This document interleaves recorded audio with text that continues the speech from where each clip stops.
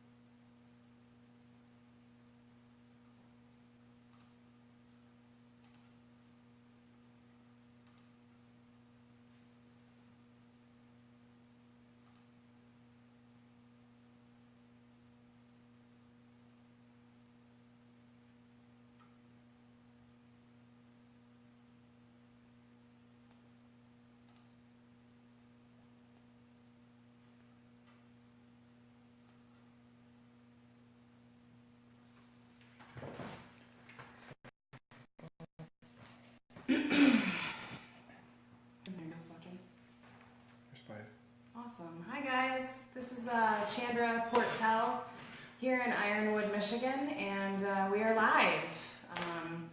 My partner and I, Chris, decided to start a company called Go Givic 3C LLP, and we offer a lot of community service just like this.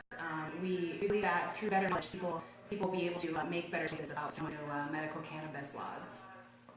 I have to pause this sound real quick. So just to get started, I want to just go from the basics and let people know even how to get their card. Where do you begin? Who's qualified? Who's not qualified?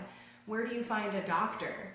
All of those things. I want to cover just the basics on how to get the word out on how to get legal medical cannabis.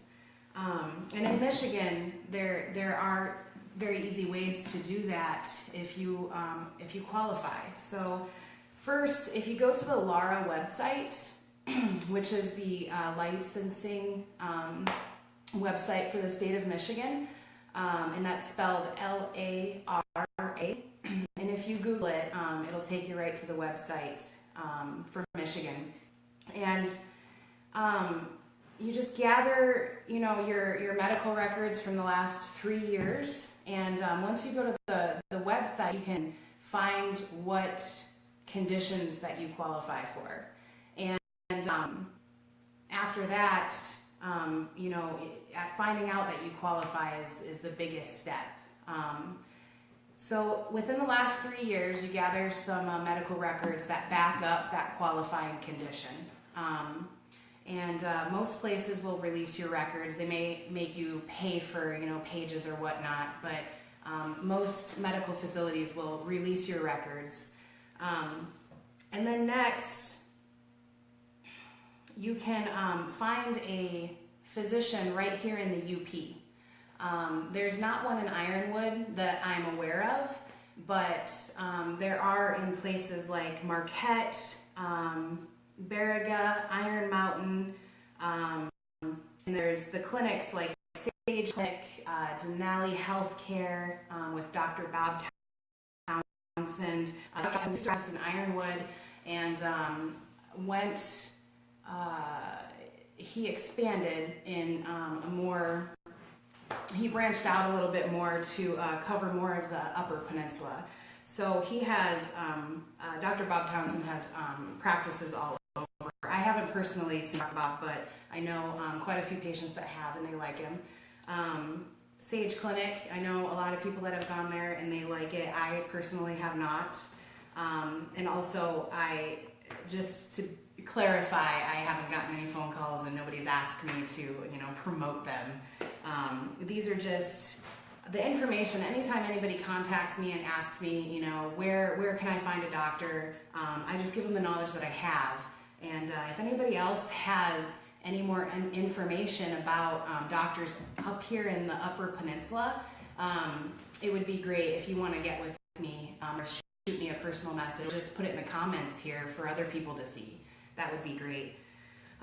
So we covered how to get your appointment. You just call those places, and if they have, if they're giving out cards, not giving out, but if they make appointments for patients to come in and be assessed to get their medical cannabis license, they're going to be open to talk about it on the phone. So don't be afraid. Don't be afraid to talk to these people and say, hey, I'm looking for, medical cannabis, and we have that right. We have that right to find a doctor that works for us. And they know that, they're making money off of it, getting a prescription out there for you. So take advantage of it and call some of those clinics and ask for information. Let's see.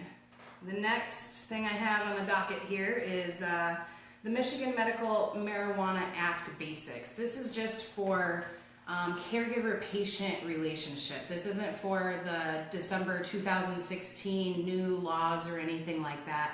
There are some things that changed within the patient-caregiver relationship, but not a lot. It just has to do really with infused products, and we'll get into that later. Right now, I'm just going to read straight from the Act what they decided in the beginning. They really wanted to make safe access available, to the Michigan citizens. And so collectively they got together, and this is what it says. The state and its citizens found and declared that A, modern medical research, including as found by the National Academy of Sciences Institute of Medicine in March 1999, reported that they discovered beneficial uses for marijuana in treating or alleviating the pain, nausea, and other symptoms associated with a variety of debilitating medical conditions. Sorry, I'm a little excited. Data from the Federal Bureau of Investigation Uniform Crime Reports and the Compendium of Federal Justice Statistics, try saying that 3 times fast, show that approximately 99 out of 100 marijuana arrests in the United States are made under state law rather than under federal law. Consequently, changing state law will have the practical effect of protecting from arrest the vast majority of seriously ill people who have a medical need to use marijuana. C, although federal law currently prohibits any use of marijuana except under very limited circumstances, states are not required to enforce federal law. Let me repeat that. States are not required to enforce federal law or prosecute people for engaging in activities prohibited by federal law.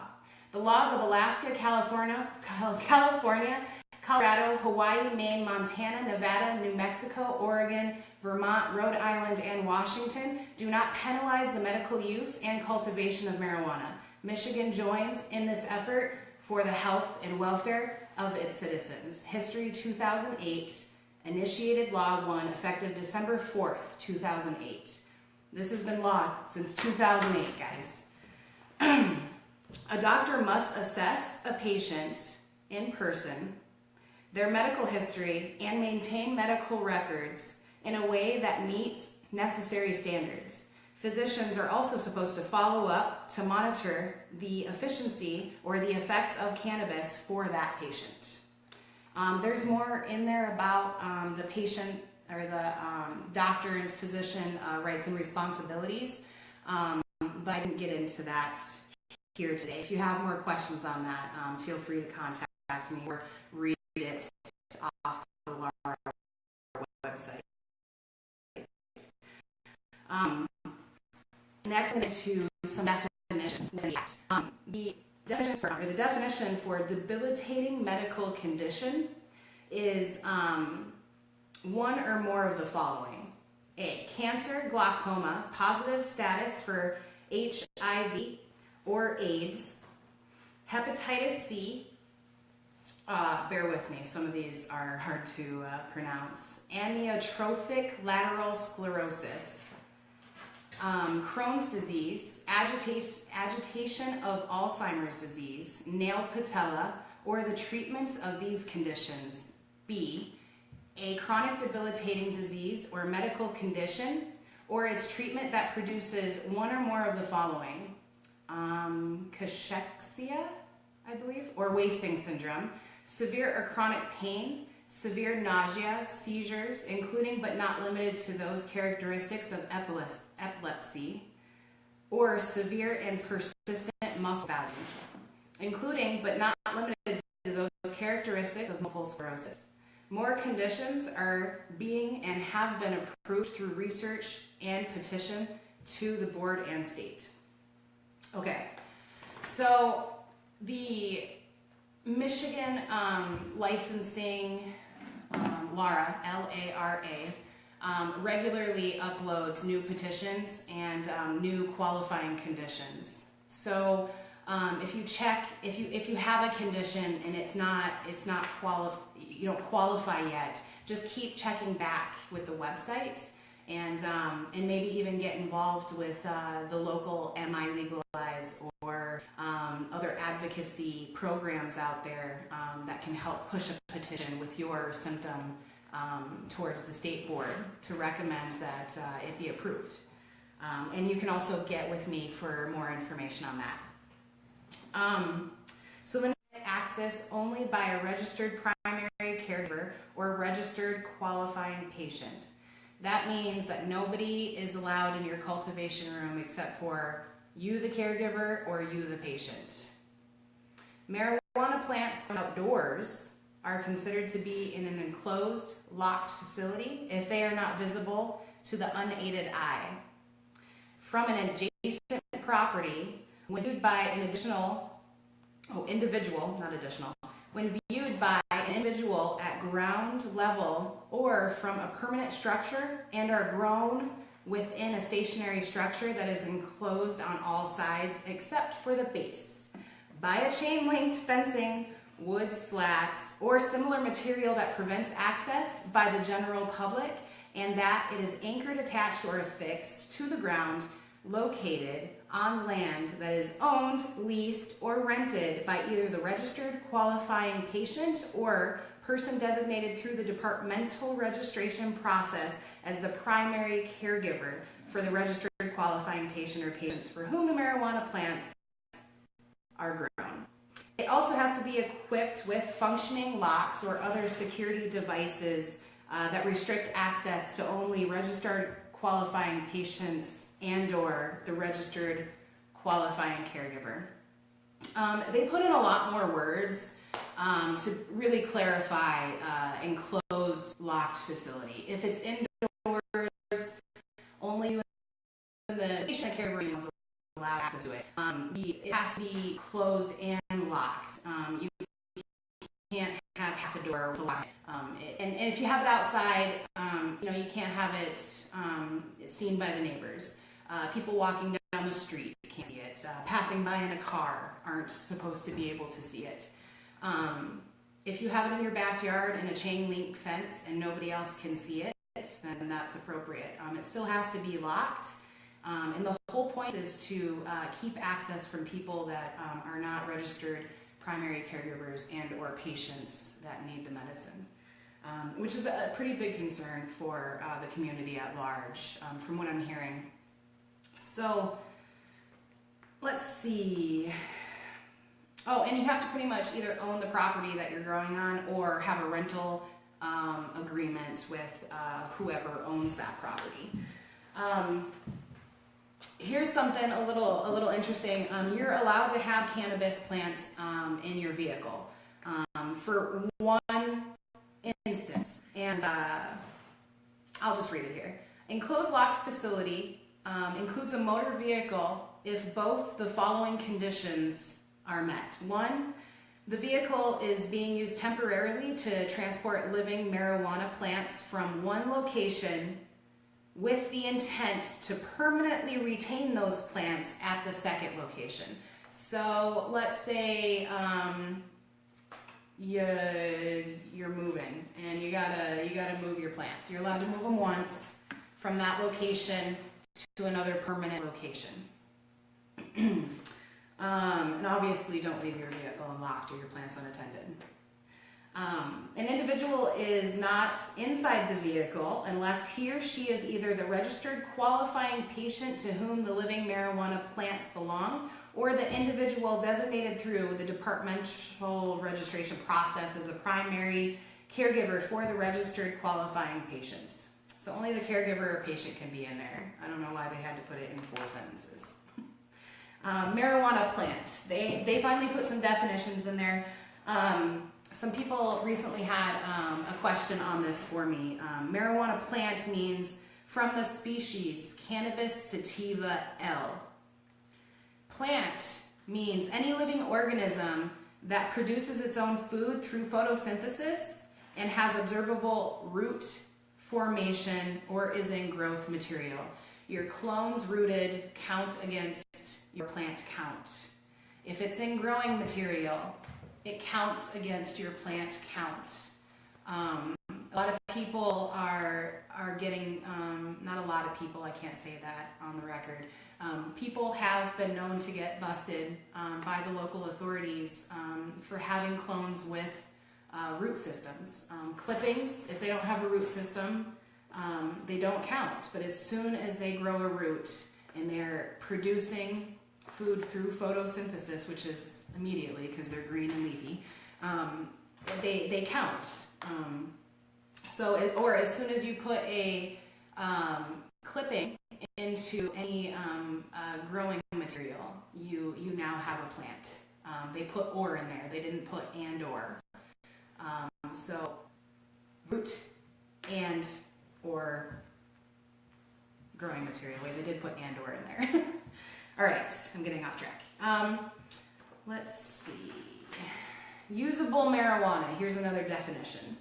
Usable marijuana means the dried leaves, flowers, plant, resin, or extract of the marijuana plant, but does not include seeds, stalks, and roots of the plant. So your seed, stalks, and roots are not going to count towards your weight of usable marijuana or usable material. Great for compost though, by the way. Visiting qualifying patient means a patient who is not a resident of Michigan or has just moved here within the last 30 days. A patient that is legally registered as a medical marijuana patient in another state will be treated as such in Michigan. They do respect other patient cards in this state, which is awesome, I think. Protections. All right, here we go. This is a little lengthy. Okay. A qualifying patient who has been issued in possession of a registry identification card is not subject to arrest, is not subject to arrest, prosecution, or penalty in any manner, or denied any right or privilege, including but not limited to civil penalty or disciplinary action by a business or occupational or professional licensing board or bureau for the medical use of marijuana in accordance with this act, provided that the qualifying patient possesses an amount of marijuana that does not exceed a combined total of 2.5 ounces of usable marijuana and usable marijuana equivalents. And if the qualifying patient has not specifically or is not specified that a primary caregiver will be allowed under state law to cultivate marijuana for the qualifying patient. 12 marijuana plants, 12, kept in an enclosed, locked facility. Any incidental amount of seed stalks and unusable roots shall be allowed under state law and shall not be included in this amount. I just said that. The privilege from arrest under this subsection applies only if the qualifying patient presents both his registry identification card and valid driver license to a government-issued government issued identification card that bears a photographic image of the qualifying patient. There's a lot of rumor going around that if a police officer pulls you over, do I have to give them my medical card. And from what I've read within the act is that the rest is that you give your card and the card, the government issued ID, so your license or something that is who you are. It doesn't say that you have to give your patient's cards over and say, anything about that. It does request that you do show your card and your government ID though. Infused products, their amounts, and your rights are the next thing on our docket. Primary caregiver who has been issued and possesses a registration card is not subject to arrest, prosecution, or penalty in any manner, or denied any right or privilege, including but not limited to civil penalty or disciplinary action by a business or occupational or professional licensing board or bureau for assisting a qualifying patient to whom he or she is connected through the department's registration process. So a primary caregiver cannot be prosecuted for helping a patient consume or use medical marijuana in accordance with this act. The privilege from arrest under this subsection applies only if the primary caregiver prevents both his registry card and a valid driver's license or government-issued identification. Again, they just want to make sure that you are who you say you are and that you are allowed to be helping the patient, or a patient allowed to be consuming. Let's see.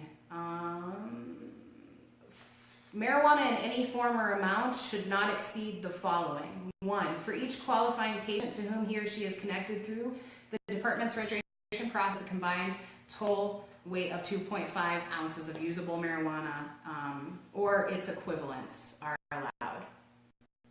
We already went over that. Let's see, you're allowed to have 12 plants. We already went over that. Here comes the edibles part. And they changed this and put it in the act, and it's also tie-barred into some other new laws. Equivalent to 1 ounce of usable marijuana. Now this is 1 ounce. So if you are just able to have 2.5 ounces, you would multiply what I'm about to read to you by 2.5. Yeah, 2.5. So I just wanted to make sure I wasn't going to mislead anybody on weight. That would be bad. Okay, so the equivalent to 1 ounce of usable marijuana is 16 ounces of marijuana-infused product. Of course, we just lost a light. That's good. That's real good. It's fine. Let's see. I just lost my spot. Okay. 16 ounces of marijuana-infused product, if in any solid form. 7 grams of marijuana-infused product, if in gaseous form. 36 fluid ounces of marijuana-infused product, if in a liquid form. So 1 ounce is equivalent to those. For more information on that, feel free to contact me. I do want to make a chart here pretty soon because people have, between 1 and 5 or 6 patients if they include themselves as a registered patient and caregiver. But we'll get into that later. All right, let's see. Protection with paraphernalia. Registered, qualified patients and registered caregivers are protected from prosecution for having paraphernalia. You're allowed to have it. It can't be seized. If you can prove that you are who you say you are, you're a registered, qualified patient and or caregiver. That's the protection that you get, is if you have your card, you're allowed to have the paraphernalia to consume the medicine. All right. Let's see. Felony charges associated with distributing to someone unqualified. This is pretty important. There are a lot of community members that are up in arms about people going to local private clubs or getting it from their primary caregiver and then going ahead and selling it to the general public. And what's happening is people are finding empty containers down at people are finding them along walking paths, at the depot, and it's a huge issue for the community here. So I just want to say that there are felony charges associated with distributing to someone unqualified.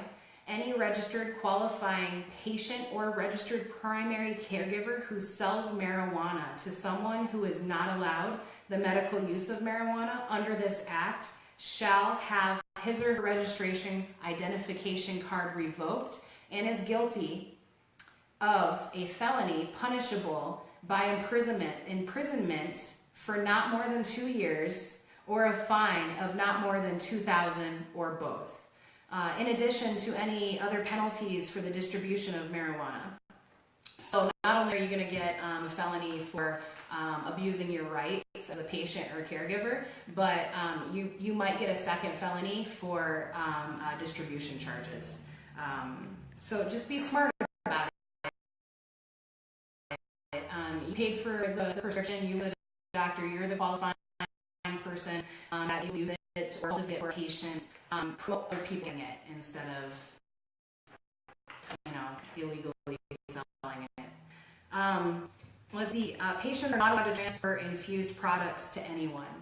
Absolutely anyone. Infused products. There's some special wording in here about infused products and how they're supposed to be transported, labeled, packaged, all kinds of stuff. And it doesn't matter if you're a patient, caregiver, or a processor in the future. The way that they're supposed to be packaged is still the same. And a lot of people aren't aware of that. They can be pulled over their little lock bag and maybe have a box of edibles, in the trunk, and they're not labeled appropriately. And it's a problem. It can be a really big problem. Another issue is the weight of the product is associated with how much you can have. So if you have an infused product that weighs 3 ounces and 0.5 ounces is all of the medicine in there, which is not a real measurement, but I'm just using it as an example. The whole product gets counted as weight. So it needs to be labeled appropriately, and we'll get into that a little bit later. Let's see. So patients not allowed to transfer infused products to anyone. A primary caregiver is only allowed to treat his or her patient, therefore only being allowed to give the patient infused products. So a primary caregiver is only allowed to give their patient infused products. Transportation and possessing infused products. This is what I was getting into.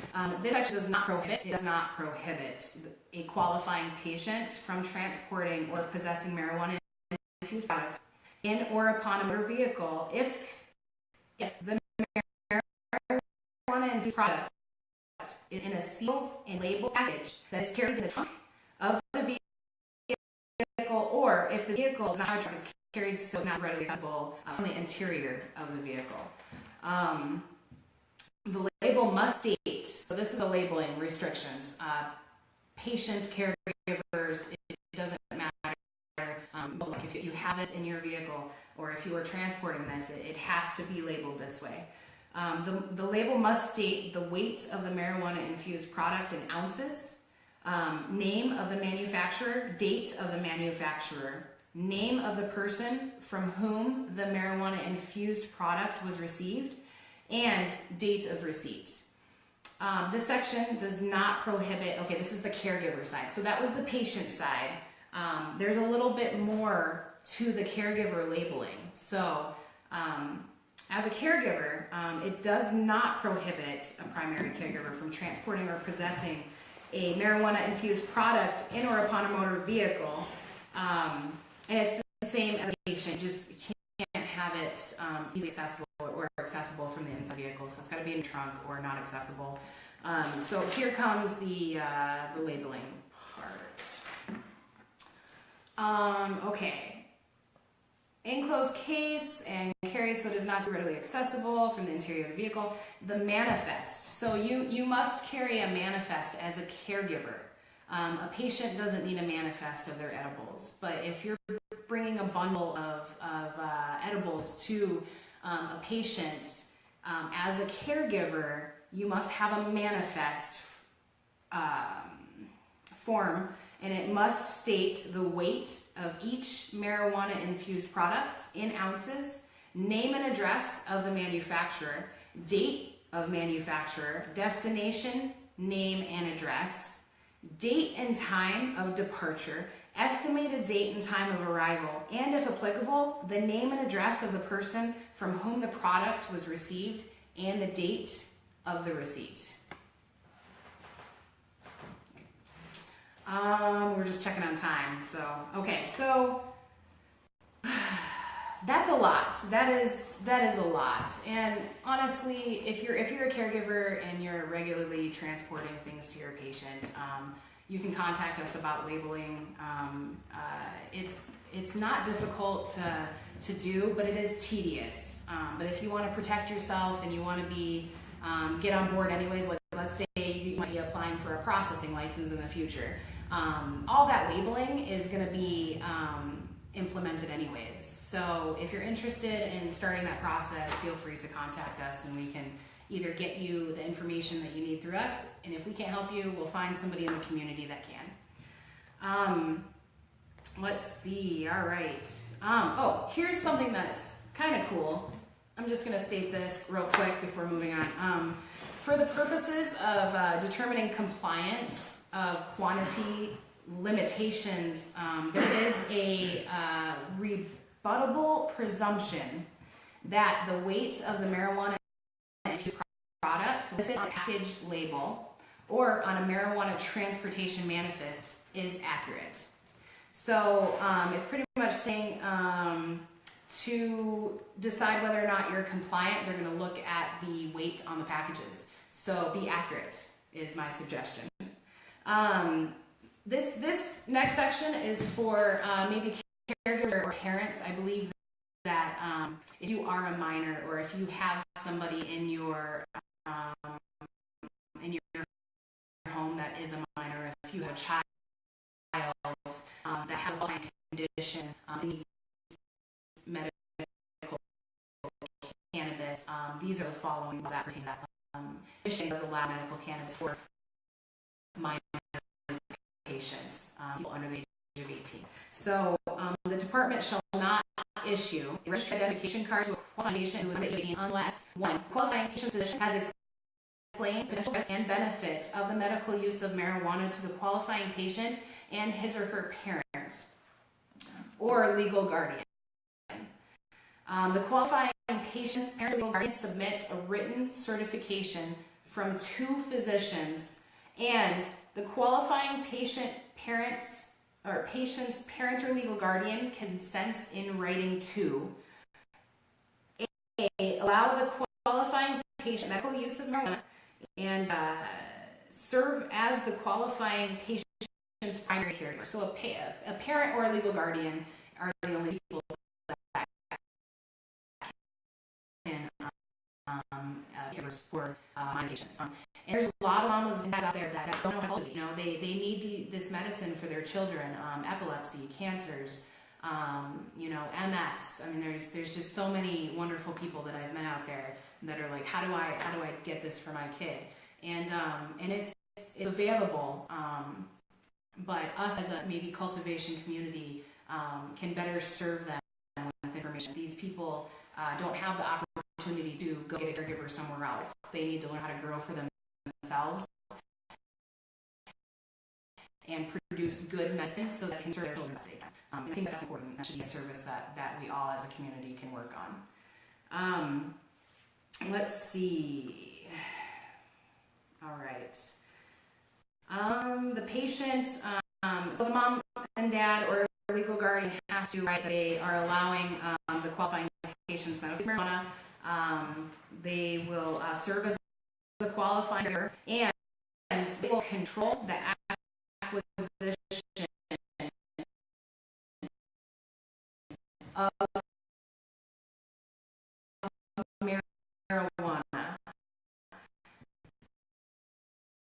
dosage and the frequency of the medical use. Something I just said is that Michigan has marijuana so over 8 years now, and digital issue. I'm not familiar with that in the States, but you know, or down in the States, downstate over the bridge. I'm not really familiar with how the provisioning centers work down there, or private clubs, because the provisioning centers just yet. But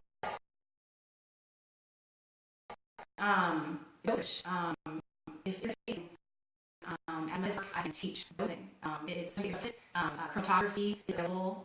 There's solvent chromatography available here, and that's how you test the constituents and percentage of constituents in medical cannabis is by chromatography. Another way that is used for testing that I'm aware of isn't as reliable.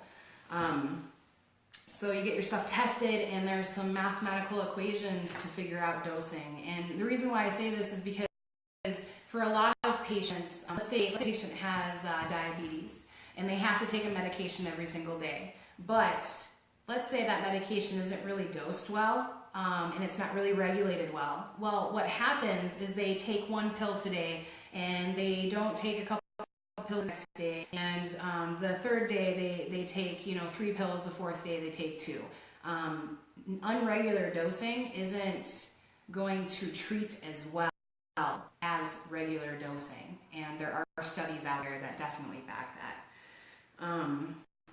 So yeah, get with us, or just go on the Googler and check out how to maybe get testing done and do dosing. Alrighty, let's see. All right, the next is we're getting to the end. We're getting to the end of the act, and then we'll get into some other cool stuff. The Medical Marijuana Facilities Licensing Act. We're gonna get to that pretty soon. All right, so when and where you are allowed and not allowed to medicate. This is the scope of practice, or scope of what you're allowed to do. The medical use of marijuana is allowed under state law to the extent that it is carried out in accordance with the provisions of this act. This act does not permit any person to do any of the following. No safety sensitive functions. Undertaking any task under the influence of marijuana when doing so would constitute negligence or professional malpractice. You're not gonna, you shouldn't medicate and get into, a tractor and start working with heavy machinery, Let's see. Possess marijuana or otherwise engage in medical use of marijuana at any of the following locations. Okay, these locations are not allowed. A school bus. On grounds of a preschool or primary or secondary school, so no schools, no school bus, no correction facilities. You can't smoke marijuana at any of these locations either. Any form of public transportation, public place. You can't operate, navigate, or be in actual physical control of any motor vehicle. Aircraft, snowmobile, off-road recreational vehicle, motorboat while under the influence of marijuana. Don't use, medicate, drink, none of that. Don't put yourself in a situation where you can hurt others or yourself. The edibles, if you have never taken edibles before, and you're trying different forms of medicating, I would suggest, talking to people about it, gaining information, finding out how much 25, 50, 100 milligrams actually is, what that looks like to somebody else that has your medicating habits. Do a little bit of research. Edibles are I mean, they're extracted cannabis, so they can be dangerous if abused. And we don't want this movement to go in a negative manner. So let's continue to educate each other and pass on the knowledge. And the reason why I say that is because I've had patients say, I took a caramel that was, this size once, and, the world was spinning and I was vomiting and I was so sick, and that caramel might have had like 200 milligrams in it for somebody that's never consumed cannabis before. But that's why we're doing what we're doing, because medical cannabis is different than recreational cannabis, and it needs to be treated as such so that it can better serve the patients that need it. Let's see. All right. You can't use medical marijuana if you do not have a serious debilitating medical condition. Here is butane hash oil extraction clause. So butane extraction is explosive. It needs to be ventilated, and there's equipment out there that purges the butane from the product appropriately. So when I first saw somebody extracting cannabis using the butane hash oil extraction method, it was done outside, ventilated area, no flame, and it was effective. It was very effective of extracting the cannabis oils and the medicine, the real medicine. Not everybody likes to smoke. Not everybody can smoke. There's people that have really severe respiratory issues that don't need the plant material, the carbon that burns off. So butane hash oil, you cannot extract in a residence. You can't extract outside. Oh, let there be light. You can't extract outside of a residence if it's next to another residence. Within, I don't know what the footage is. It was stated in the act. I didn't write it down here. But, I'll just read what it says here. You cannot separate plant resin from a marijuana plant by butane extraction in a manner that demonstrates a failure to exercise reasonable care or reckless disregard for the safety of others. And I know that they did put in there that you can't do it in a residential home. So guys, please don't blow up your house. There's houses burning down all over the place because people are dropping lights, or they're using extraction methods inside their home that that are just not safe.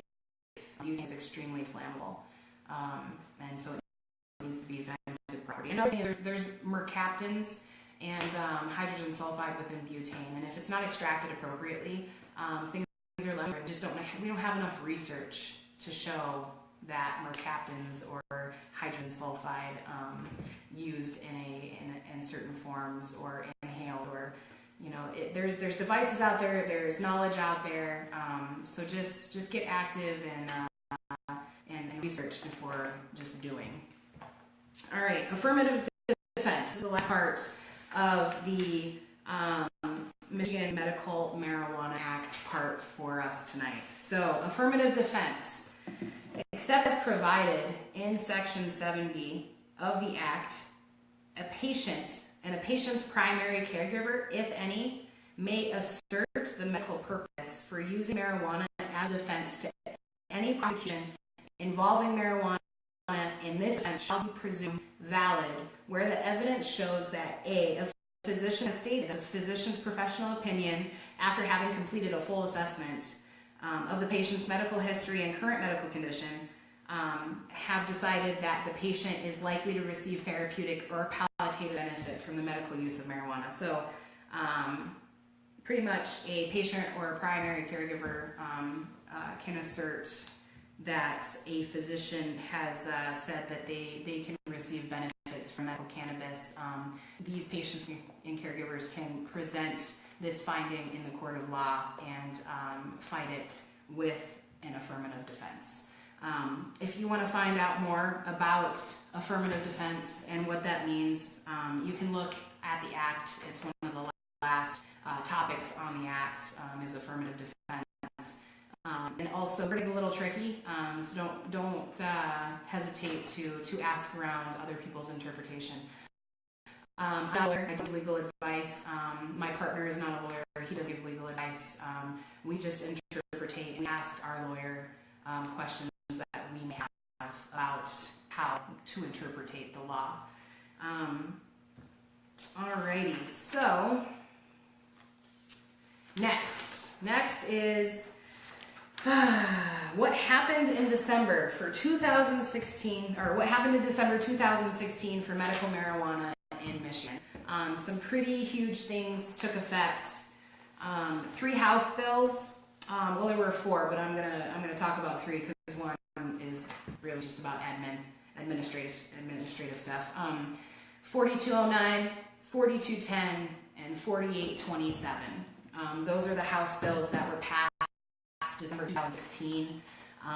And 4209, House Bill 4209, is the Medical Marijuana Facilities Licensing Act, and it is going to do the following. It's going to provide for licensure of medical marijuana processors, secure transporters, provisioning centers, and safety compliance facilities. It's going to establish a licensing process within the Licensing and Regulatory Affairs, which is LARA.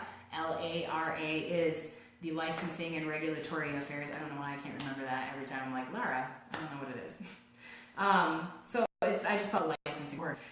Create the Medical Marijuana Licensing Board within LARA to implement the Act, including the licensing process, and give the board jurisdiction over the operation of marijuana facilities. So they're going to have a marijuana facility board, and there's more information on the LARA website on how to contact those board members, see who they are, and get more involved. Let's see.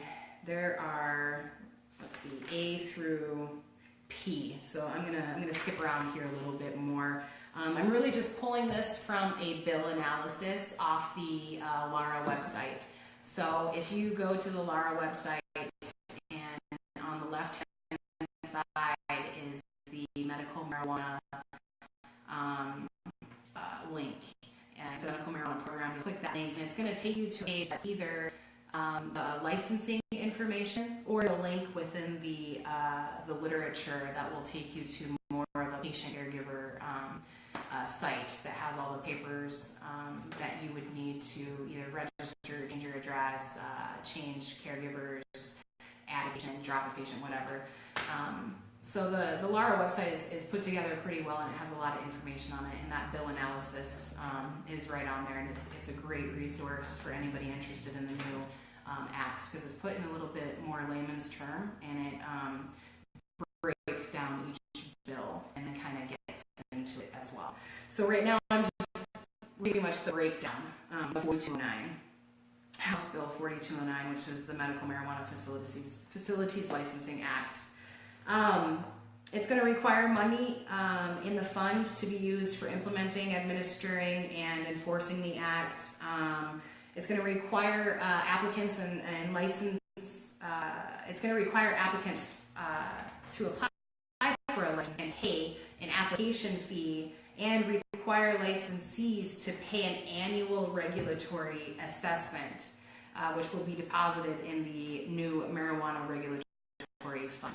And I'm pretty sure that Colorado's fund just breached over $1 billion in sales at the end of 2016. So I'm a little excited about what can happen to Michigan once we get this kind of organized out.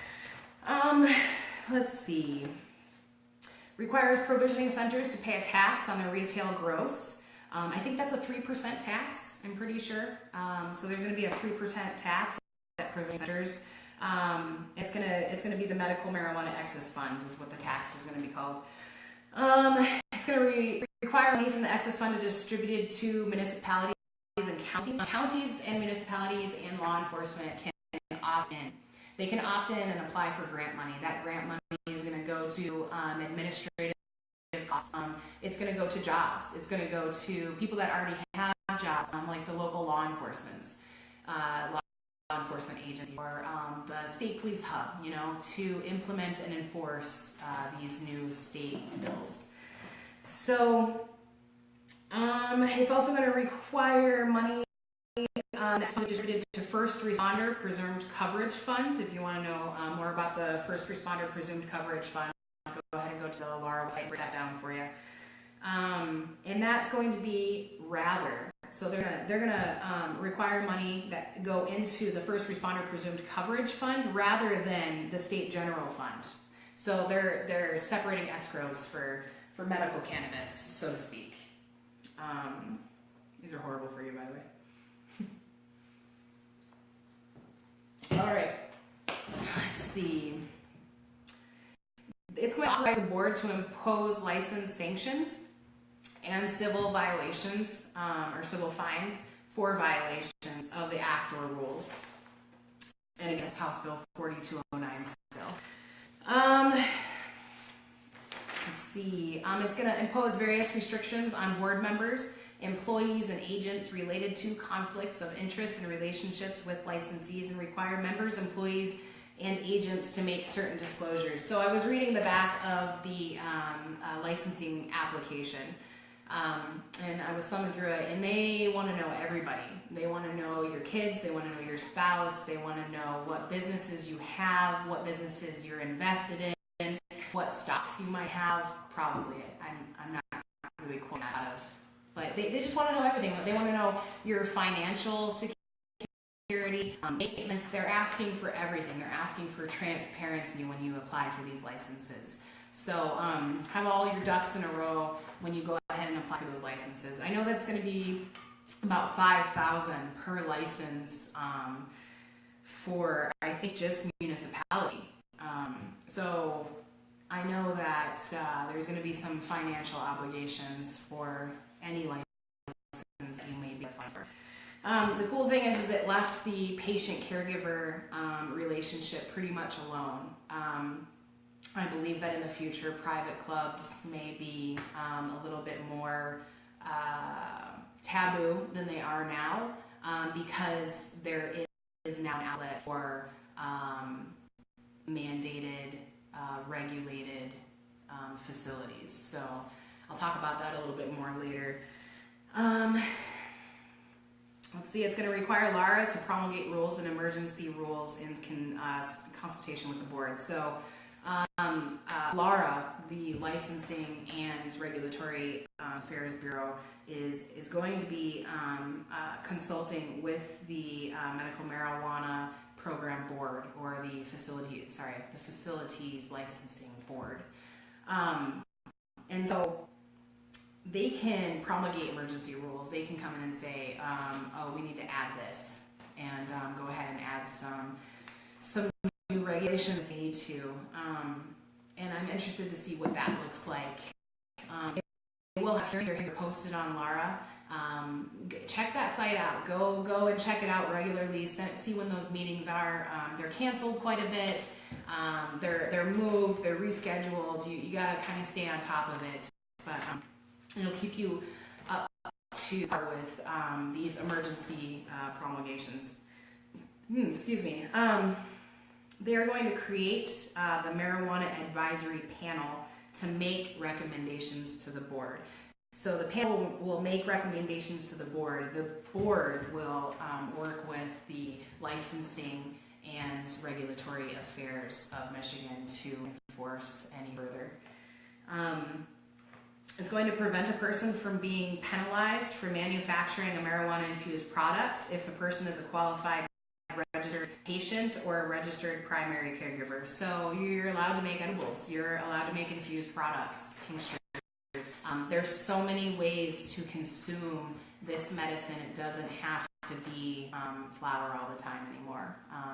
And honestly, there's so many different ways to find the constituents that work for a person. Maybe you don't need THC. Maybe you do. Maybe you need more THC than you do CBD. Maybe you need more CBD, which is the non-psychoactive stuff that doesn't get you loopy. Maybe you need more of that. You know, there's so many different options out there. And so the Michigan government is allowing us to, use those options now, which I'm really excited about. All right. It's going to prohibit a patient, and this is still, guys, this is still House Bill 49. This is one of the thickest ones that passes numbers. So there's quite a bit of literature within it. And remember, these are just asterisks or examples of what's in the bill. It's going to require licensing to file with our proof of financial responsibility for liability of bodily injury to a lawful user for adult marijuana. If you are going to be producing something that the population is going to consume, you're going to have an insurance that's covering the liability of bodily injury.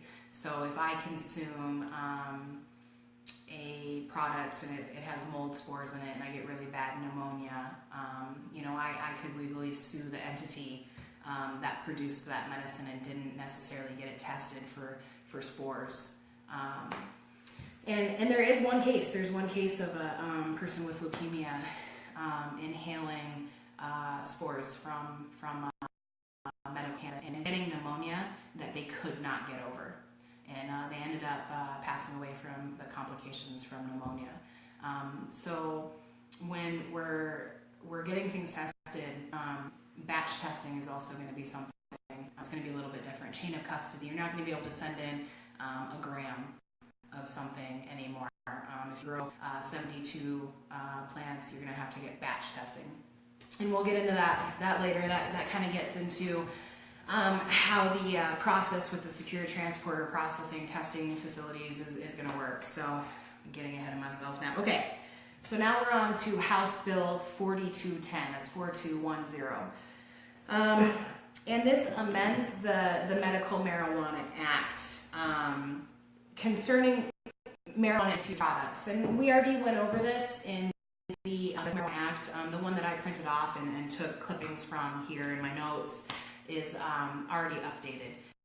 So I know that we're allowed to have infused products now, and those weights and restrictions and all of that are in the Act now, and you can also contact us for further information on all those weights.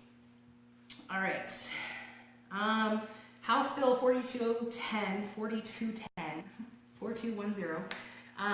prohibits a patient from transferring marijuana-infused products to marijuana-infused product or marijuana to another individual. So a caregiver can't give infused products to another caregiver. They can only give it to their registered patient. A patient is not allowed to give cannabis-infused products to any other patient. What it really comes down to, guys, is they are eliminating the ability to, and it was kind of a gray area before, if not illegal, to be honest.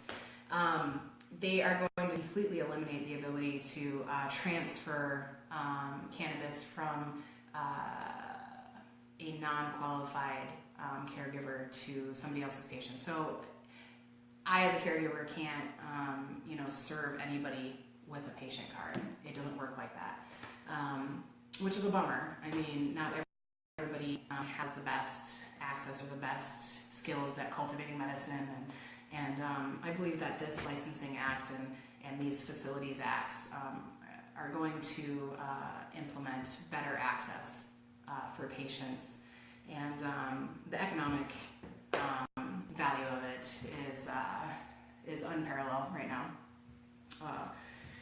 All right, let's see.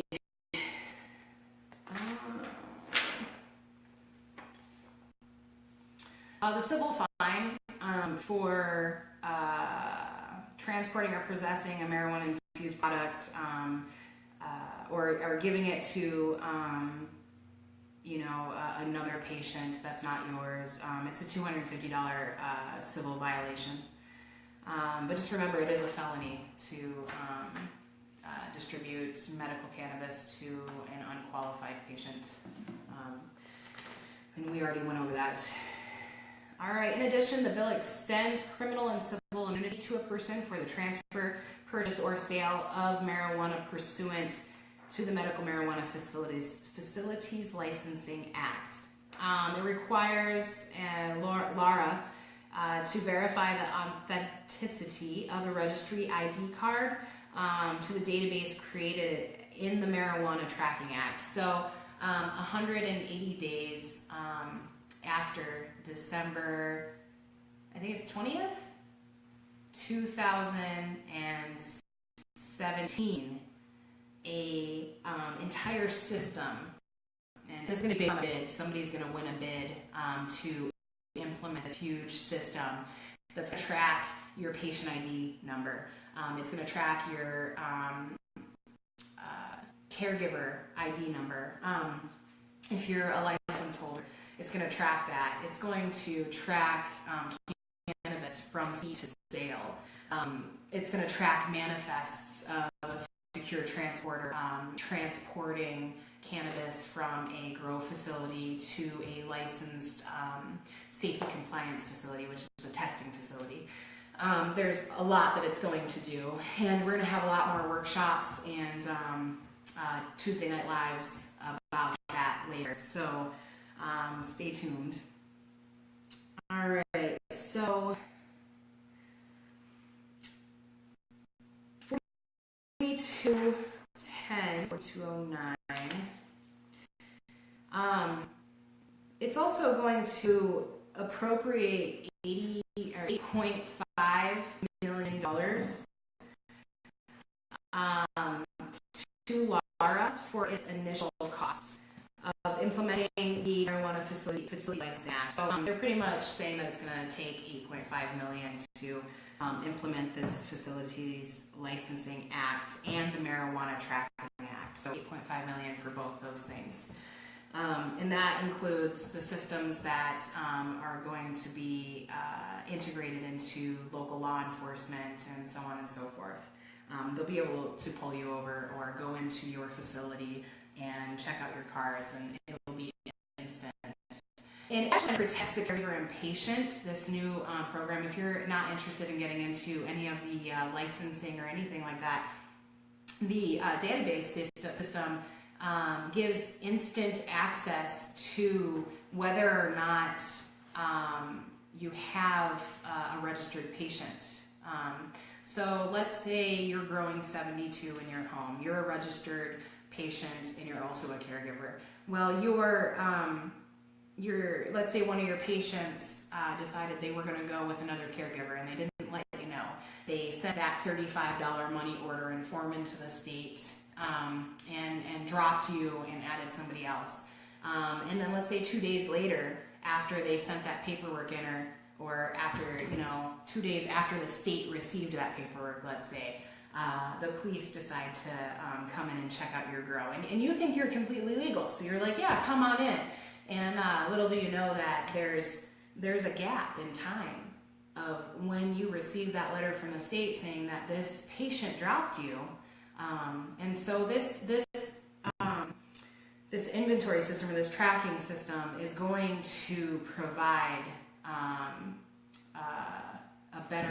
a better program to see instantly who's a qualified patient or registered primary caregiver. Let's see. So we went over 4209. I just went over House Bill 4210, which just amends the Medical Marijuana Act concerning marijuana-infused products. 4210 or 4209 was the Medical Marijuana Facilities Licensing Act, and now we are going to move on to House Bill 4827, and House Bill 4827 is tie-barred to 4209. And I realize it's 8 o'clock, so I'm going to try to wrap it up here pretty soon, and then open the floor for discussion or questions and answers or anything like that. So just a little bit more, and then we'll open her up. So 4827 is tie-barred to 4209, which is the licensing act, and the 4827 enacts the Marijuana Tracking Act, which includes the following. The Marijuana Tracking Act is going to require LARA to establish a statewide internet-based monitoring system for integrated tracking, inventory, and verification. That's what we just talked about. So House Bill 4827 is going to implement that registration card tracking system to give access to who has their card and who doesn't, and how many patients do they have, and how many patients, so on and so forth. So it's going to require the system to have specified capabilities. It's going to require LARA to seek bids to establish, operate, and maintain the system. Like I said, they're going to bid out the process. And it's going to be implemented within 180 days after the contract is rewarded. So I got the wording a little wrong earlier. It's going to be 180 days after the contract is awarded. So December 2019, they'll be able to bid and get that contract. And then 180 days after they get the contract, it'll be implemented. So we still got about a year, a little less than a year. It's going to require the awardee to deliver the functioning system within 180 days, allow LARA to terminate the contract for violation of the act. Let's say, they leak information or they're not integrating appropriately. They can, find another bid. Provide for the confidentiality of information in the system. There's a huge confidentiality clause that's associated with medical cannabis, and it actually states here in the act, and I'm going to read this real quick because it was a debate topic for Bessemer recently in the newspaper. There was a violation of somebody's confidentiality and a few other patients' confidentiality. So I'm just going to read that out. This is straight from the Medical Marijuana Act. And it states a person, including an employee, contractor, or official of the department or another state agency or local unit of government who discloses confidential information in violation of this act is guilty of a misdemeanor, punishable by imprisonment for not more than 6 months, or a fine of not more than $1,000 or both. So you can go to jail for 6 months and have to pay a $1,000 fine for disclosing confidential information in violation with the Michigan Medical Marijuana Act. So I just wanted to state that since it was a topic of discussion within Bessemer recently. I think for right now, we're going to stop with the bills. We went over some pretty good stuff there. Not real meat and potatoes. It'll take hours. There are a few little fun facts about cannabis that I printed out today. And I just wanted to read a few to you guys because I didn't know how much history hemp and cannabis actually had here in America, and so it was fun. It was fun to do this research. The history of cannabis: 5,000 years ago, a Chinese emperor Shennong used cannabis sativa and wrote about the medicinal effects it had. And it treated things like gout, rheumatism, and oddly enough, absent-mindedness. That was what was written in the Pharmacopoeia 5,000 years ago. And that was the Chinese Pharmacopoeia. Later, the Eastern Indian countries started consuming cannabis, and I know like 5,000 years ago too, the word later is a little vague, but they went from, the history goes from China 5,000 years ago to India, Eastern India. By 500 AD, which is after death, Europe was also consuming cannabis. So it had spread, using it for medical benefits all the way to Europe at this point. Muslim religion banned alcohol, and people then made hashish which spread the practice through Persia and North America in the 12th century. And thanks to the Spanish, cannabis crossed the Atlantic in 1545 to the Americas. Now, let's be specific here. Marijuana, cannabis, and hemp. Hemp doesn't have THC in it. And if it does, it's a very, very minimal amount. And that was the cash crop, in the early 1900s here in America. So in 1545, cannabis crossed the Atlantic to the Americas. Jamestown was consuming cannabis by 1611, and it became a commercial crop right beside tobacco. Beside tobacco. Cannabis crops were commercially grown for textiles, ropes, twine, different types of fibers, paper. There was a huge paper industry. And I also heard I read, and if anybody back me on this would be cool. The first American flag was woven out of hemp. And I think that something that's deeply, it's so deeply rooted in our culture, and prohibition just kind of devastated even hemp. I mean, they categorized a cash crop that was just economically sound for years and years, and it's interesting. It's interesting how it just kind of dissipated, into this crazy reefer madness. Cannabis crops were commercially grown for an assortment of textiles. George Washington and Thomas Jefferson were both cannabis farmers, probably hemp farmers. They might have grown the cannabis sativa L strain. Who knows?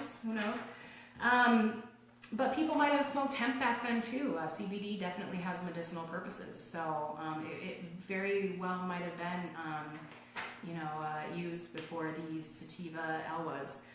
The Declaration of Independence was written on hemp paper. Between 1850 and 1942, the United States recorded cannabis in the pharmacopoeia. So 1850 to 1942, America was writing about cannabis in the pharmacopoeia. That doesn't add up. When was it made illegal? I know the tax was 1937. Okay, after a run-in with Mexican immigrants recreationally using cannabis in the United States, they started shutting down cannabis all over. In 1913, cannabis became illegal in California. 1930, Harry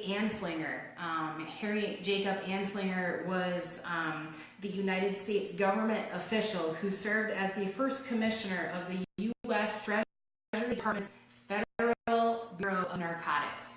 And this is what Harry had to say in 1930. He claimed cannabis was causing white women to sleep with black men, and race once again was used as a leverage against the plant. So first they blamed it on the recreational use of Mexican immigrants, and then blamed it on the racial tensity that was the early 1900s. Here, in 1936, reefer madness hit the box office, making cannabis look like a gateway drug from the devil himself, and it was financed by a church group. Big surprise. The other claims were that cannabis would cause rape, murder, and suicide. So people were really afraid. People trusted their clergy. People trust their clergy. People trust their doctors. Their government. They wanted to trust what they heard, and there was a lot of fear, I believe, and because of that, prohibition was pretty easily obtained. In 1937, the marijuana tax was implemented, and the marijuana tax really kept people of other races, other than being white, ethnicities, from being able to grow or produce any type of the cash crop. This tax really exempted a lot of people. In 1970, the Controlled Substance Act was passed, putting cannabis in the category of non-medicinal, and next to other drugs like heroin and LSD. And marijuana is still on that Schedule 1 today. we are, this movement is working really hard to deschedule cannabis from Schedule 1 to Schedule 2 at least. The U.S. government has a patent. They have a patent on cannabis, and they've proven over and over again that it has medical benefits. The DEA just took off a whole bunch of inaccurate information that has to do with cannabinoids, CBD, and other constituents in cannabis. So it's happening. Many states are legalizing. Many states have legalized the medical use. California was the first. It's funny, California was the first to make it illegal, and California was the first to make it legal. That's very interesting to me. So that's all I got for you right now. For these notes, I kind of wanted to just dig into the basics and touch on, just examples of what these new bills are associated with. There are two charts that I'd like to show you guys really quick, and I'm going to step behind the camera to do that.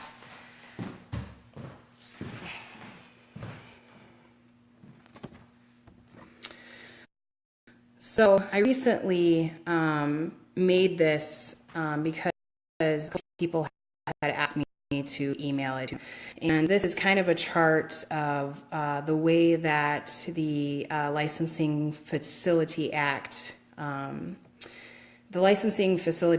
has implemented specific ways that cannabis are going to be transferred, tested, and sold in the future. So as you can see, the secure transport facility right here is kind of the hub. And so the processing facility, the secure transporter would go to this processing facility. It would take it to the testing facility, hit back to this secure transport facility, and the provisioning center would call and say, we need tested, tested whatever strain. And the secure transport would then transport it to the provisioning center. The processing facility is very much the same way. And the provisioning center is kind of just the ordering person, but everything is going to have to go through secure transport and safety compliance. Your processing is going to have to be tested, and not just the material that you're using. Your products are going to have to be tested. So here's just a really simple example of this. I made it like 5 minutes before the meeting, so I had to draw the arrows on there. So I put those arrows in there manually. But yeah, I hope this kind of helps you guys understand the way that it might be processed in the future. And then we have this over here. Will you help me out here? Is it all in there? Back. Okay, this kind of just says, this is an example of like a caregiver that's not a patient. Can you see it? Sorry, hold on guys. Okay, so a caregiver that's not a patient, and this is the reason why I'm showing this is because there's a lot of words going around about how you can have 5 patients registered to you, and if you are a patient yourself, then you can have an extra 12 plants for yourself. So that would make like 72 plants, And so if you are a caregiver that's also a patient, you can have 72 plants per an assumption. I mean, people are really going off just an assumption. It's not really written that you can have 72 plants. It just says that you can cultivate for 5. So I'm a little confused about this loophole, and I'm really interested in your guys' opinion on it. So non-patient caregiver can have 60, and a caregiver that's also a patient is assumed to be able to have 72. Now, private clubs. A lot of people are wondering, what about, you can't read it on the phone? Okay. All right, we'll talk about this later. Apparently it's hard to read on the phone, so we'll have to go back to it some other time. Let's say private clubs work in this way. You got, let's say, 10 caregivers, and these caregivers aren't always available to get their patients the medication that they're cultivating. So they go to these private clubs and they say, these private clubs offer a service to, be able to give access to these patients. Now the loophole is that it's private property. These private clubs are private property. So that's kind of how they're getting around to being able to provide safe access to patients until these facilities take off. I believe in these clubs. I know that it provides safe access to patients at large, and I know that without them, people might use desperate measures to get the medicine that they need. So having these facilities and in the future regulated and safeguarded by the law is going to be really important. Okay, so now I've said this a couple times. I'm going to open it for any questions, concerns, and there's only 4 people. All right, guys, is there any questions? Anybody got questions? I'm going to open it up, and you guys can write in the comments any questions or concerns that you have, and I'll try to answer them to the best of my ability. We got 5 people watching. How many people throughout the whole thing? Just random. Yeah. This is my first time going live too, so it was excitable for sure. And I think we're going to save this video for the future. Any questions? None? All right, guys. Feel free to contact us. I'll go ahead and keep the live feed on for a few more minutes in case anybody has any questions. I know that there's a lag, so all right. Not next Tuesday, but the Tuesday after that. What's the date on that? Do you know? Oh, 1 second.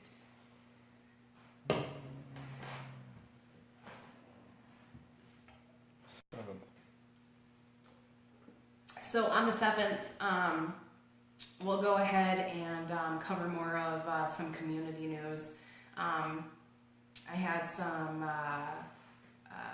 meetings with Charlie Loper over in Bessemer and some Ironwood people, and definitely want to promote the vibes and the feelings that are going on within our local government. I know that Bessemer is asking for people to show up at the planning meeting and really and get involved and have a voice. And we are also looking for people that want to help in maybe helping our local officials gain more access to information pertaining to medical cannabis. We live in an area where it wasn't prevalent for a very long time. Medical cannabis wasn't really talked about, and so now we're talking about it, and that's the first step. So if anybody has any questions, please feel free to give us a shout, private message me, give us a call. Go Give It 3C LLP does have a store. We will be having a grand opening, and more will be revealed about that at the next meeting as well. We're really excited to announce that it's downtown Ironwood and that our business license was approved. So we're excited to be able to better serve the local community. So with that said, I'm just going to be quiet, and it was wonderful to see the people that chose to come out and support us tonight.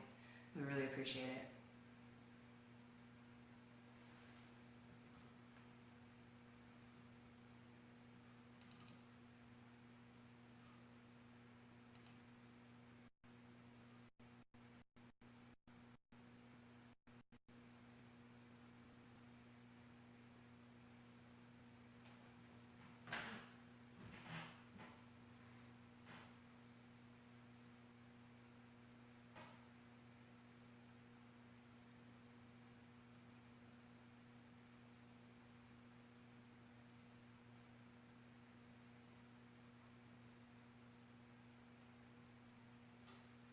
All right, guys, it looks like we're down to 3 viewers and 2 of them are here. So if there's no questions, then thank you again, and we'll see you on the 7th.